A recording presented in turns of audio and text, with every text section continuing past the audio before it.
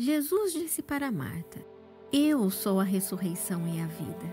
Aquele que crê em mim, ainda que morra, viverá. E quem vive e crê em mim, não morrerá eternamente. Você acredita nisso? Insistiu ele. Por que, afinal, a morte nos é tão assustadora? Tem duas coisas importantes que a gente precisa observar. Primeiro, que a morte é consequência do pecado, que, portanto, soa em primeiro lugar como uma separação de Deus, como sendo consequência do pecado. Aí, se a gente volta à realidade primeira da criação, homem e mulher criados à imagem e semelhança de Deus viviam numa relação perfeita de intimidade com Deus. À medida que o pecado entra na história da humanidade, eles se separam de Deus, conhecem a dor e conhecem a realidade da morte. E, consequentemente, a tristeza, a dor da separação, tudo como consequência do pecado. Segundo, porque nós não estamos acostumados com perdas. E por conta disso é que a morte é vista sempre como uma realidade terrível, porque é no sentido de estar perdendo a vida para este tempo presente. Na dimensão sobrenatural, isso tem um outro significado e uma outra direção. Mas a primeira ideia é essa, é consequência do pecado, é a dor da separação, é a tristeza que causa nos corações e que por isso é tão terrível a realidade da morte, sobretudo para os que não têm fé. A morte é um portal, como dizia Santo Agostinho. A gente precisa passar por esse portal se a gente quiser vivenciar uma vida eterna. Então, passar por esse portal, para quem fica, é muito doloroso. É muito doloroso. Mas tem tanta coisa dolorosa na vida pela qual a gente tem que passar para alcançar algo que está oferecido para a gente de outra maneira. Então, a vida eterna, ela teve um preço que alguém pagou por mim. Não me cabe duvidar, me cabe aceitar. E aceitar essa vida eterna dá consolo. Claro, se nós fôssemos descrentes e encarássemos a vida meramente como material, ou seja, na hora em que o corpo desmaia, na hora que o corpo desfalece, nada mais há além daquilo que será comido pelos bichos. Se a gente pensar a vida assim, é desesperador. É desesperador porque a gente caminha para um precipício, né? Na verdade, crendo na vida eterna, a gente caminha para uma pedra de onde a gente se lança. Não para um precipício, mas para voar. Para ascender. Então, não pode ter outra coisa senão esperança nessa vida eterna. Eu não chorei, sinceramente, eu não chorei na morte do meu filho. Não chorei e não choro. A lágrima dos meus olhos não sai. Eu choro dentro do meu coração. Saudade. Tenho muita saudade, porque era meu filho único. Eu só tinha ele, eu não tenho outro. E no velório, eu não deixei ninguém chorar. Todo mundo que chegava, eu falava, gente, aqui não é lugar de choro. Aqui é lugar de alegria. Morte não é choro, morte é vida. Não neste mundo mais terreno que nós estamos, mas no mundo de Deus. No mundo de Deus, Diógenes continua vivo, ao lado de Jesus e Maria. Da nossa experiência em relação à época da pandemia, por exemplo, que foi uma época muito dura, mas de muito aprendizado também, nós perdemos na nossa família 2 pessoas muito próximas, né, que eram da Bia, o avô e o padrinho, e portanto, principalmente nesse período, nós falamos muito da morte em casa, né? É um assunto que ninguém quer falar, né? É um assunto que a gente evita.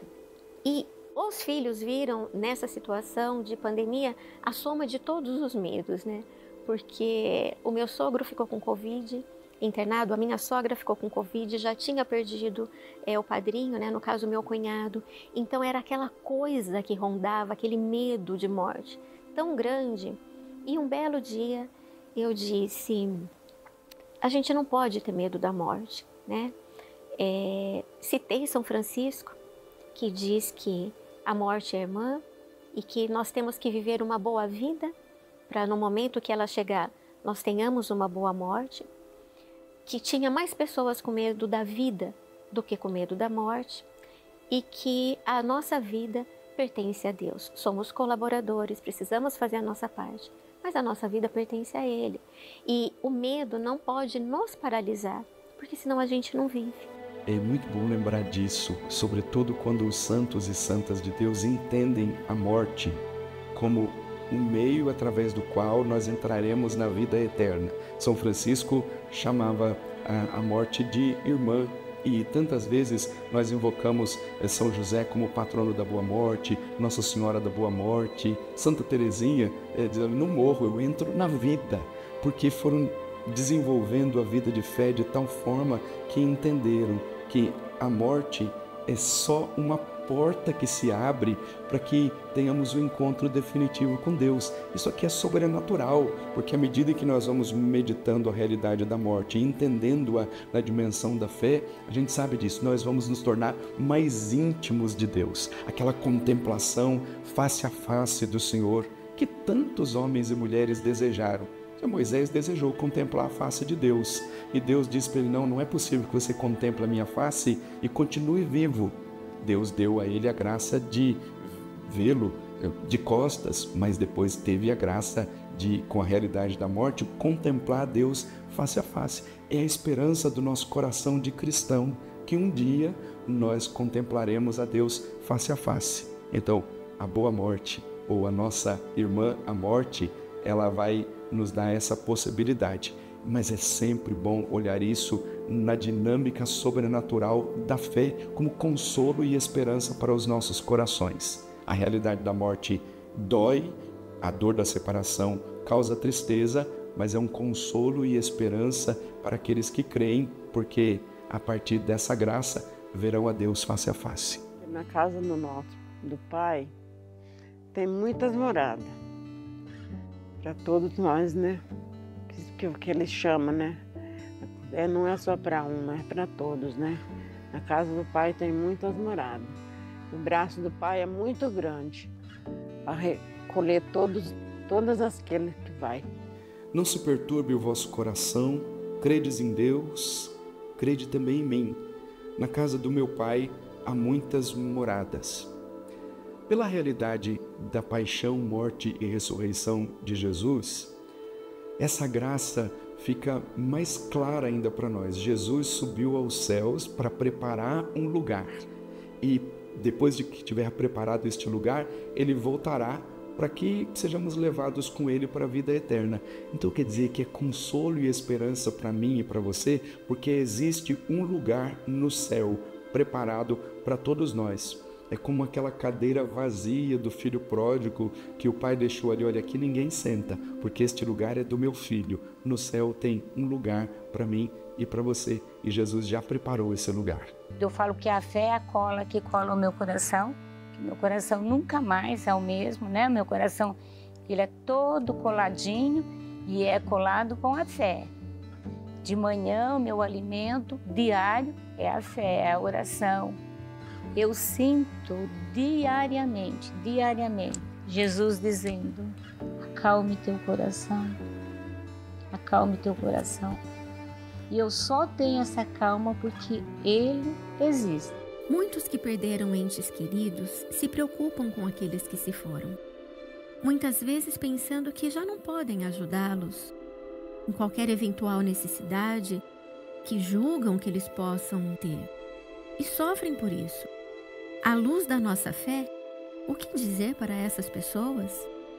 Primeiro que, à luz da nossa fé, nós acreditamos firmemente que aqueles que morreram descansam nos braços do Pai misericordioso, justamente porque nós não temos a capacidade de julgar. Quem julga os vivos e os mortos é Deus. Não há uma capacidade humana de fazer esse julgamento e é por isso que nós entregamos sempre nos braços do Pai misericordioso.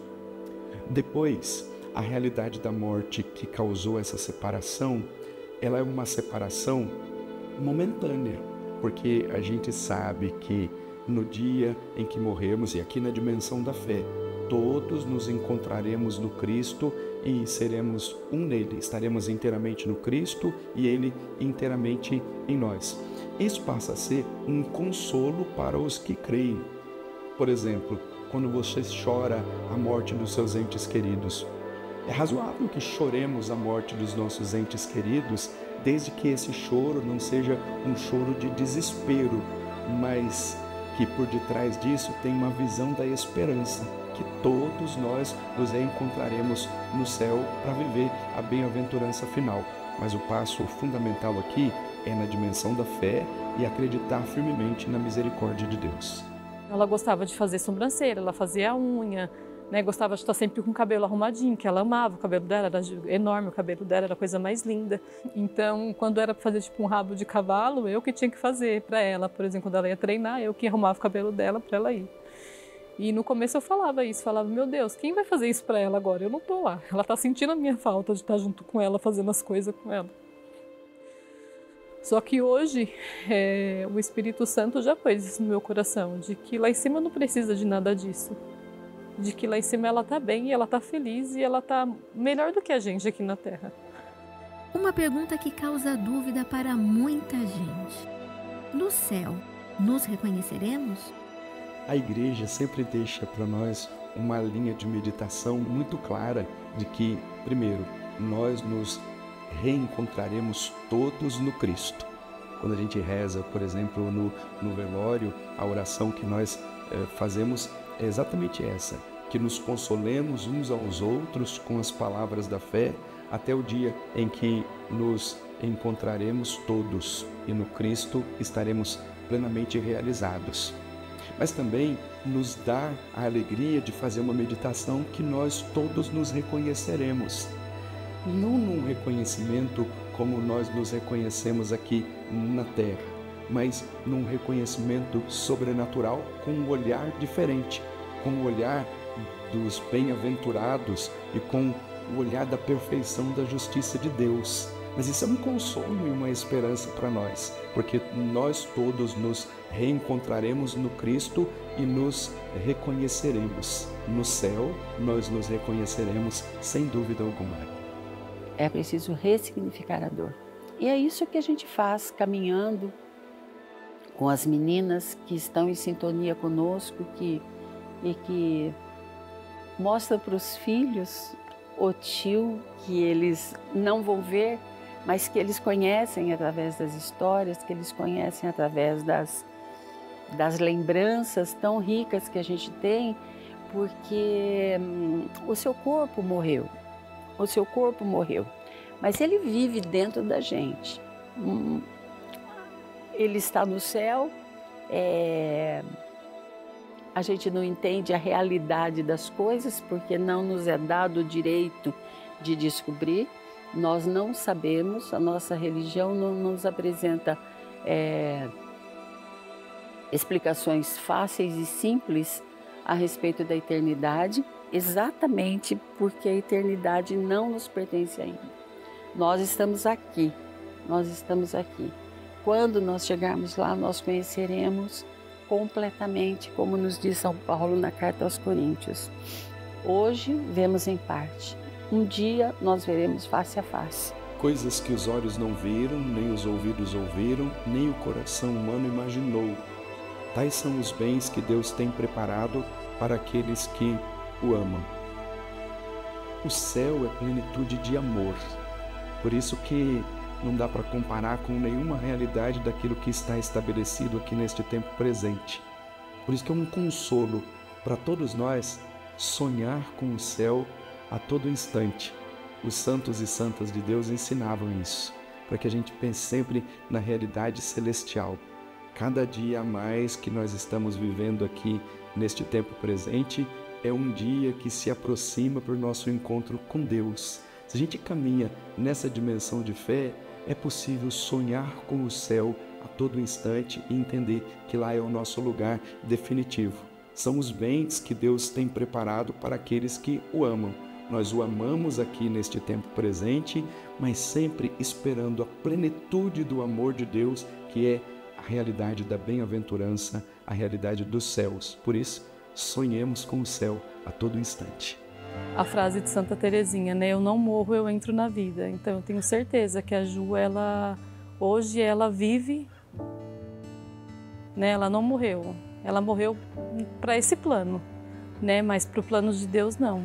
Ela vive. Então eu costumo dizer assim para as pessoas que me ouvem: abrace hoje, sinta o pulsar do coração do teu filho hoje, agora, porque a nossa vida é um sopro.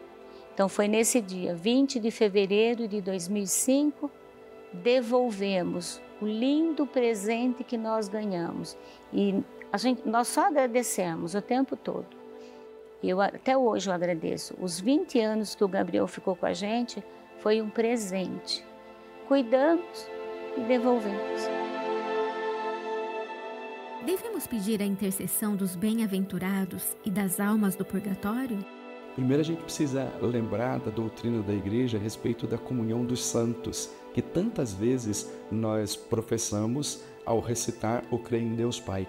Creio na comunhão dos santos. Então, há uma relação de intimidade com Deus por parte daqueles que já nos deixaram aqui neste tempo presente. E aí nós podemos contar com a intercessão daqueles que já gozam da visão beatífica, são os bem-aventurados, estão já juntos de Deus. A comunhão dos santos nos permite pedir a intercessão deles. E também a comunhão dos santos nos permite pedir a intercessão das almas do purgatório. Os santos da igreja sempre diziam assim: as nossas boas amigas, as almas do purgatório. Porque quem está no purgatório, ainda que não tenha uma definição, dizer é um lugar, é um estado de vida, mas as almas do purgatório, elas já gozam da visão beatífica, mesmo que distante. E é exatamente por conta disso que há uma purificação. Elas estão vendo a Deus, mas não podem chegar até lá. E depois que passam por esse tempo de purificação, é que verão a Deus face a face definitivamente. Então, a Igreja recomenda, desde o Antigo Testamento, desde os textos do livro dos Macabeus, que é salutar que ofereçamos orações e sacrifícios pelas almas do purgatório, que a gente chama de sufrágio. A gente reza em sufrágio pelas almas do purgatório, para que o sofrimento de purificação pela qual estão passando seja amenizado. Quando você reza, por exemplo, e alcança a indulgência, você pode aplicar essas indulgências para as almas do purgatório, para que logo saiam dessa condição e vejam a Deus face a face definitivamente. Então a gente pode tanto contar com a intercessão dos bem-aventurados que já estão nos céus, como também pode contar com a intercessão das almas do purgatório, porque de lá do purgatório vão para o céu. Não tem um retrocesso do purgatório para outro lugar. Do purgatório verão a Deus face a face definitivamente. No mundo de Deus, Diógenes continua vivo, ao lado de Jesus e Maria. Já peguei as coisinhas dele, já fiz doação de tudo que era dele, roupa, sapato, tudo. Do meu filho em casa, eu fiquei somente com fotos. Fotos eu fiquei com ele, tanto é que a sala onde que ele dormia, eu tinha feito quartinho dele.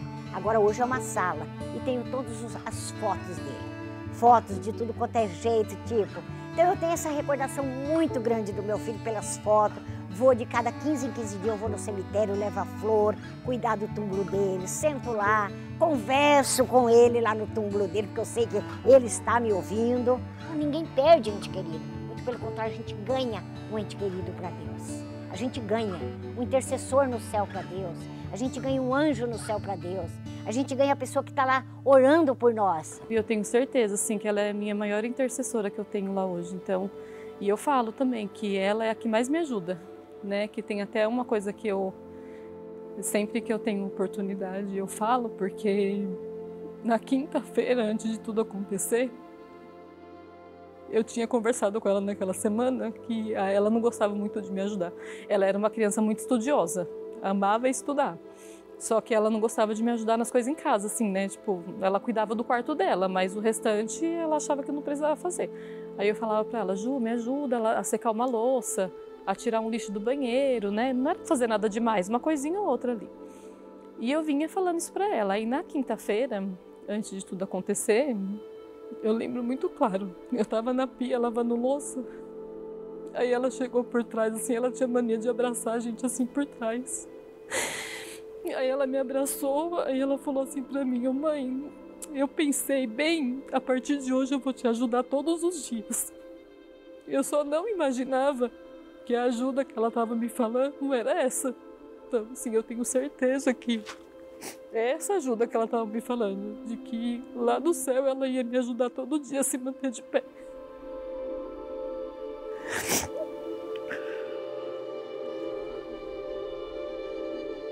Se alguém me perguntasse hoje o que pode existir de mais triste no mundo, eu diria que entregar um filho a Deus é uma coisa muito, muito triste. A pior pela qual eu passei até hoje. Quando é que a gente perde a fé?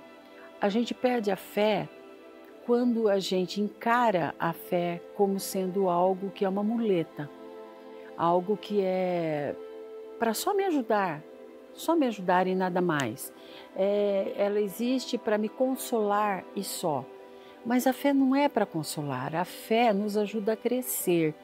Então, o sofrimento é algo que nos conduz a refletir sobre a nossa própria fé.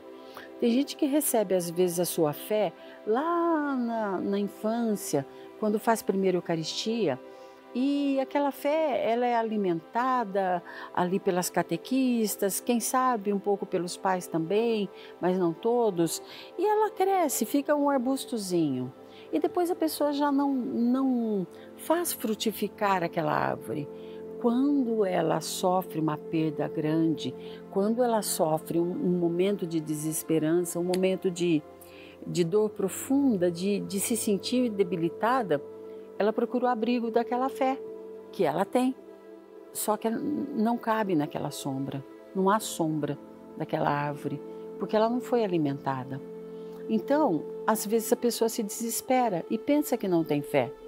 Mas só que a gente tem que usar esse sofrimento para estimular o crescimento dessa fé, para fazer com que ela se torne uma árvore frondosa, que possa acolher a gente em outros momentos de dor, e não só a gente, mas também todos aqueles que se aproximarem de nós. Não há como jogar a culpa em Deus e falar assim, Deus não estava aqui, porque o plano dele é tão maior do que o nosso. É tão mais alta a ideia de Deus do que aquela que a gente pode alcançar. E às vezes a gente se contenta em pensar só naquele momento desta vida em que a gente tem a sensação de ter perdido tudo, inclusive o chão. Só que o plano de Deus é muito maior e a gente precisa estar aberto a esse plano de Deus. A gente precisa estar atento aos sinais de Deus. Agora, nós que vivemos, o importante é isso, que consolemos-nos uns aos outros com as palavras da fé, porque a morte dos nossos entes queridos ainda não é a nossa morte. Eles estão contemplando a Deus, de alguma forma, confiando sempre na misericórdia de Deus. Mas nós continuamos vivendo, e essa nossa vida aqui é para que intensifiquemos a nossa busca de Deus, intensifiquemos a nossa decisão de viver segundo a vontade de Deus, que é um consolo para mim e para você. Minha fé é tão grande, muito grande, porque como que Nossa Senhora viveu com a perca do filho dela? Ela perdeu também, só que ela não perdeu, ela deu Deus por nós. Então é por isso que eu falo, ela me dá muita força, Nossa Senhora me dá muita força, porque ela entregou o filho dela para nós e eu entreguei o meu para Deus. Entendeu? O momento mais triste do mundo é uma mãe ver um filho, que nem Nossa Senhora viu o filho dela pregado na cruz, sofrendo tanta humilhação que nem Jesus sofreu. O meu filho não sofreu humilhação, meu filho só teve carinho em volta dele. E Jesus, todos os dias eu pegava a Bíblia, com a Bíblia na mão eu pedia que Nossa Senhora foi muito forte, que ela me desse a mesma força para mim do que ela teve da perna. de ter dado o filho dela por nós. E eu olhei para o crucifixo e eu disse: Maria, um dia a senhora devolveu o teu filho.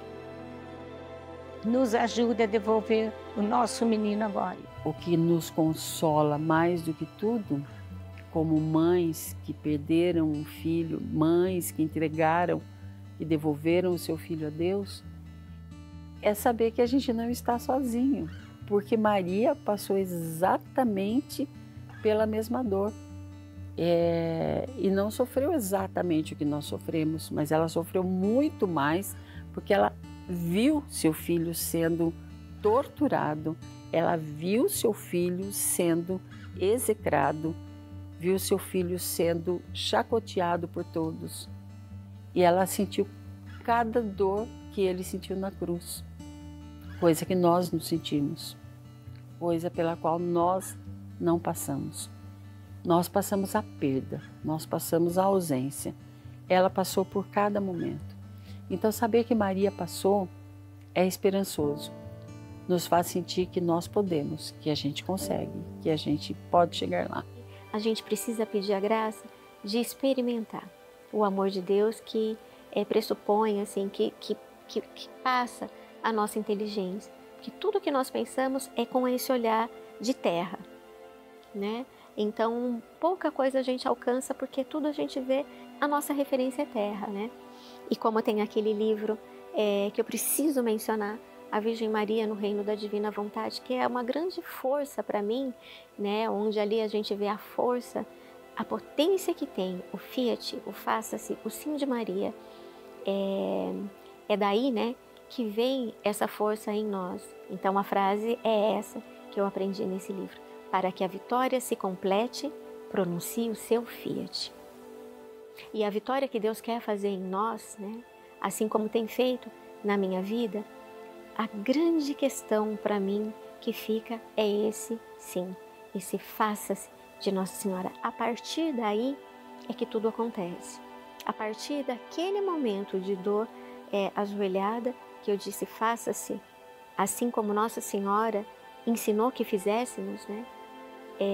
É que vem toda essa graça, né? Então, a gente precisa pedir essa graça de que Deus possa encontrar em nós essa disposição. Muitas vezes, sobretudo diante da morte de um filho, a gente não quer dizer nada, na verdade, né? Mas que a gente peça essa graça de dizer, Senhor, mesmo que é muito difícil para mim, mas eu preciso da sua graça para dizer o meu sim, para que o Senhor faça aquilo que o Senhor quer fazer na minha vida, mesmo a partir da morte terrena de um filho. Então, é essa graça que eu peço todos os dias, que Nossa Senhora, né, que disse o sim e que a vitória se completou na vida dela, vitória mesmo diante da cruz, né, e a cruz santa do seu filho, que nós possamos passar também com as nossas cruzes aqui e que nós não desperdicemos o sofrimento. Justificados, pois, pela fé, temos a paz com Deus, por meio de nosso Senhor Jesus Cristo. Por Ele é que tivemos acesso a essa graça, na qual estamos firmes e nos gloriamos na esperança de possuir um dia a glória de Deus. Não só isso, mas nos gloriamos até das tribulações, pois sabemos que a tribulação produz a paciência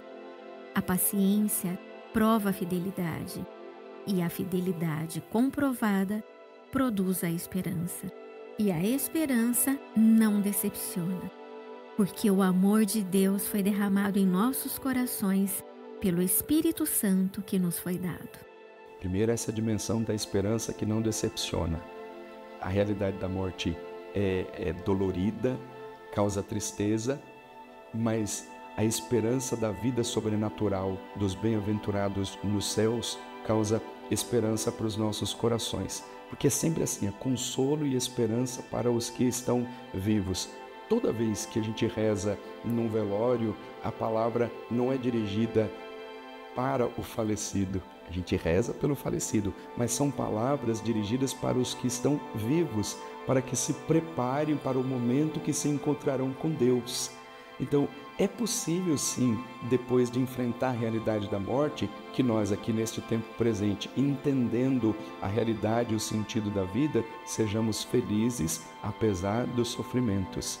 Mas depois também, na dimensão sobrenatural da fé, é para dizer que a bem-aventurança final, que também pode ser traduzido por felizes, quando Jesus diz assim, bem-aventurados os pobres, esse bem-aventurados também é traduzido por felizes, porque significa um caminho que nós vamos percorrer para chegar à felicidade plena, que nós não alcançaremos aqui neste tempo presente, porque aqui nós estamos em meio às tristezas, aos desesperos, às lutas de cada dia, mas no céu é o lugar da bem-aventurança final, da felicidade eterna. Isso vai guiando a nossa vida para que a gente encontre consolo aqui neste tempo presente e, apesar das perdas, entendamos o sentido da vida no meio do sofrimento e da dor e depois entendamos que nos céus nós viveremos felizes para sempre. E não é um conto de fadas, viveremos felizes para sempre porque estaremos inteiramente em Deus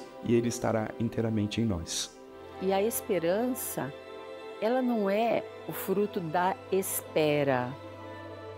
Quando a gente espera, a gente também tem esperança. Mas a gente pode aguardar algo agindo. A gente pode aguardar que algo chegue, criando possibilidades, criando condições para que aquilo se estabeleça. E aí já não é mais esperar, mas aí é esperançar. Então, a morte de um filho nos faz esperançar. Por quê? Porque exige de nós comprometimento com a vida. Exige de nós uma resiliência enorme, enorme. A resiliência é uma questão muito bonita, né? Um exemplo do que é resiliente e do que não é. Se nós pegarmos uma folha de papel e amassarmos a folha de papel e depois nós tentarmos abrir, ela está toda marcada, ela não é resiliente. Se a gente pegar uma esponja, apertar na mão e depois soltar, ela volta para o lugar onde ela estava antes. Ela é resiliente. Então, o foco da resiliência tem que ser esse. Mesmo com as marcas da vida, nós temos que ser aquilo que éramos antes. Nós temos que acrescer à nossa vida aquilo que nós aprendemos com essa morte. Nós temos que acrescer à nossa vida toda a experiência, tudo aquilo que nós pudermos fazer de melhor, para que a gente possa ajudar os outros a passar por isso também. Para isso a gente precisa esperançar, para isso a gente precisa ter coragem, a gente precisa respirar fundo. É fácil? Claro que não é fácil. Claro que não é fácil, mas por isso tem valor.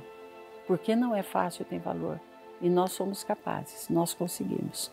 Com a oração dos amigos, no dia da morte do Luiz Fernando, eu só conseguia pedir uma coisa às pessoas.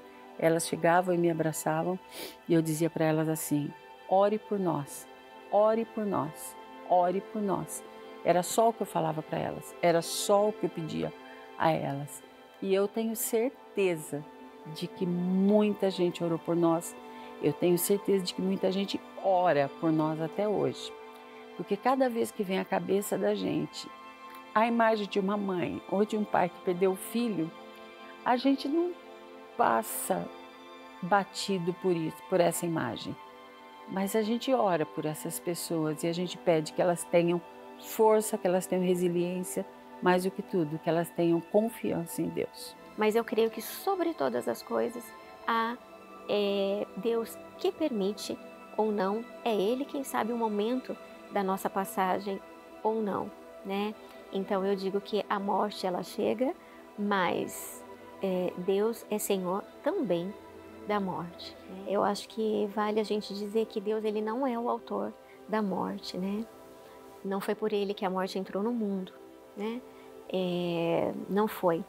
Então Ele não instituiu a morte, Ele nos deu a vida e uma vida para ser vivida em unidade com Ele. Eu creio que Deus me deu uma graça tão grande de ter tão forte, tão certo que o que estava ali era de fato a matéria, né? Apesar de ser aquele corpo que representa, né? Que abrigou a alma da minha filha por por todo aquele tempo.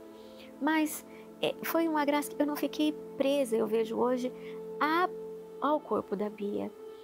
A certeza de céu, para mim, era, né, e é tão grande de acolhimento, de que, de fato, ela estava no céu, que eu costumo dizer que, naquele momento, era mais, talvez, um sentimento bom de tê-la no céu, era tão maior quanto a tristeza de pensar que ela não estava mais ali.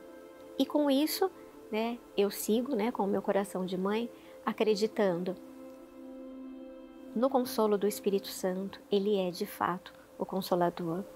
É dele que nos vem tudo aquilo, né, de Deus, pelo Espírito Santo que nos vem, tudo aquilo que a gente necessita enquanto graça, enquanto fortaleza, enquanto manter essa espada de saudade transpassada no coração.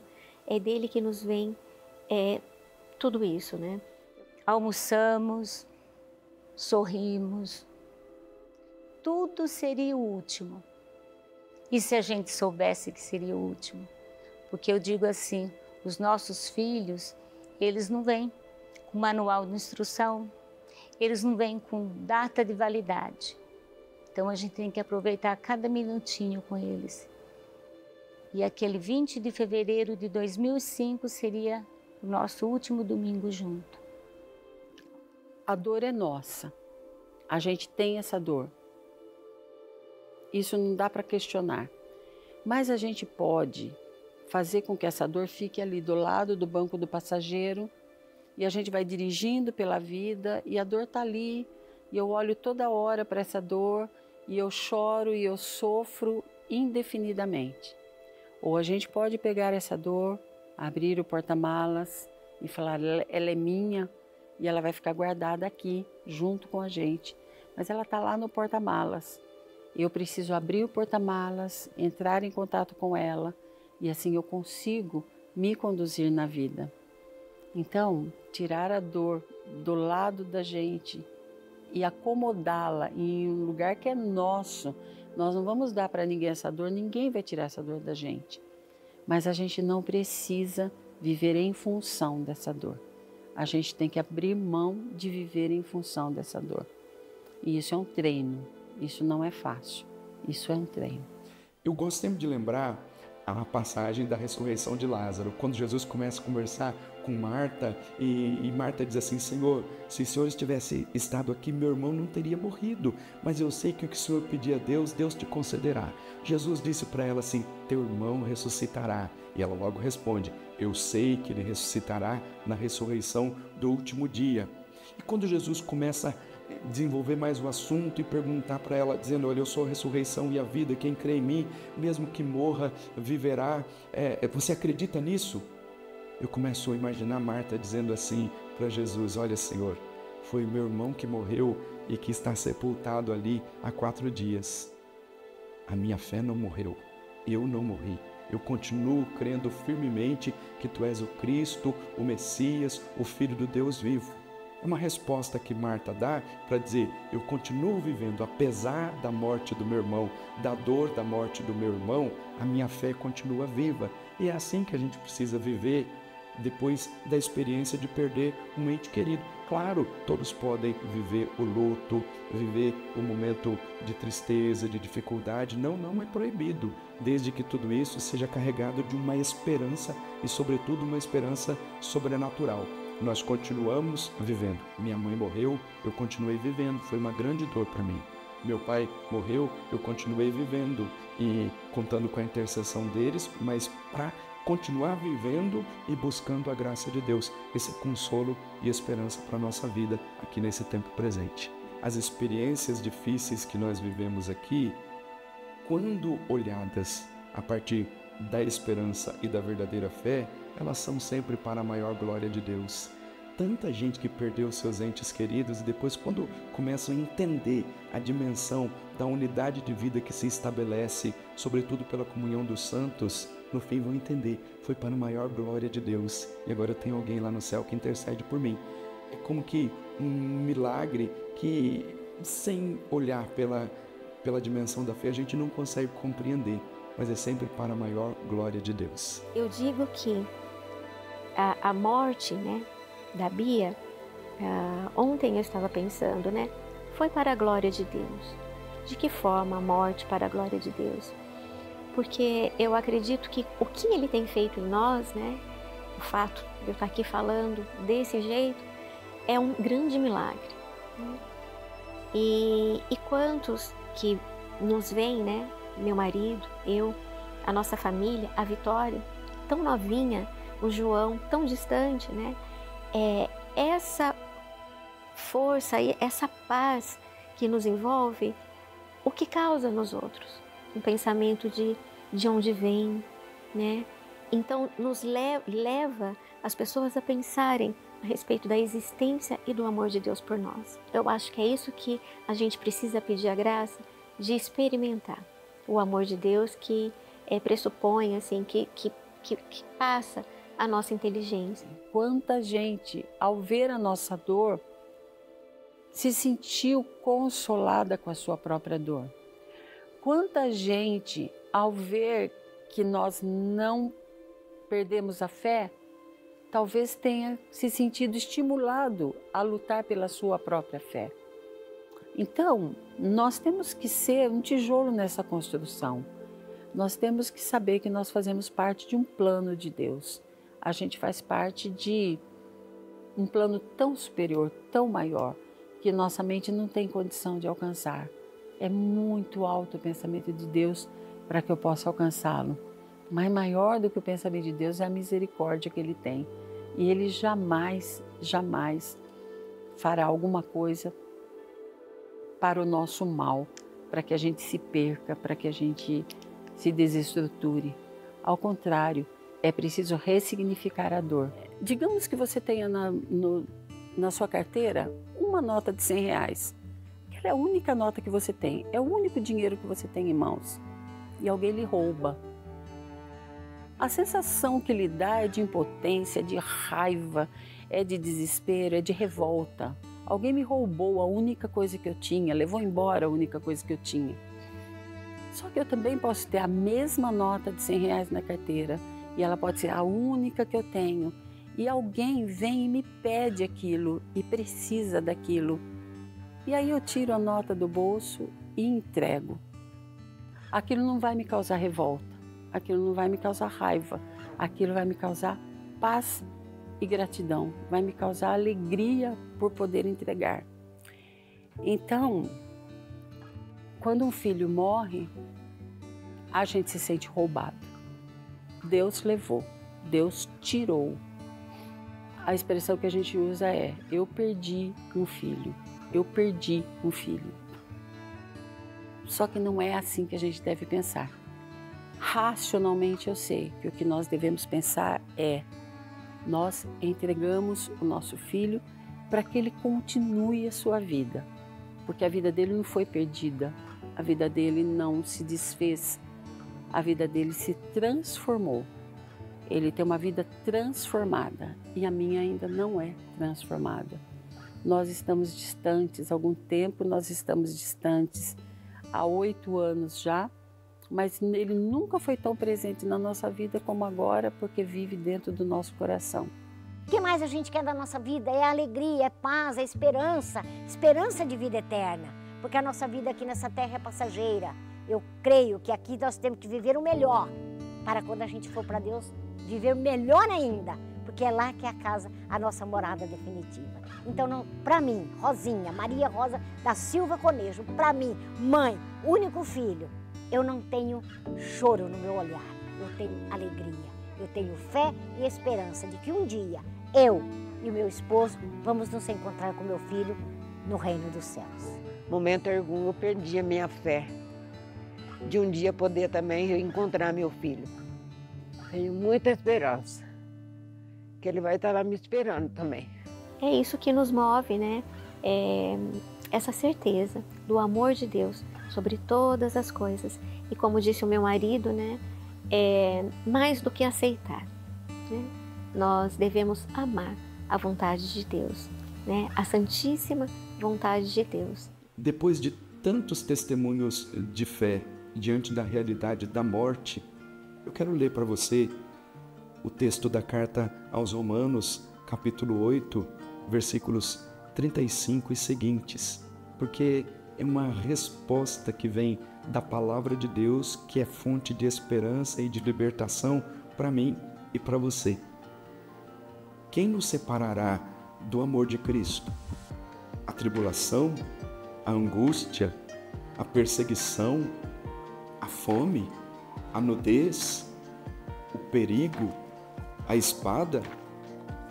Realmente está escrito: por amor de ti somos entregues à morte o dia inteiro.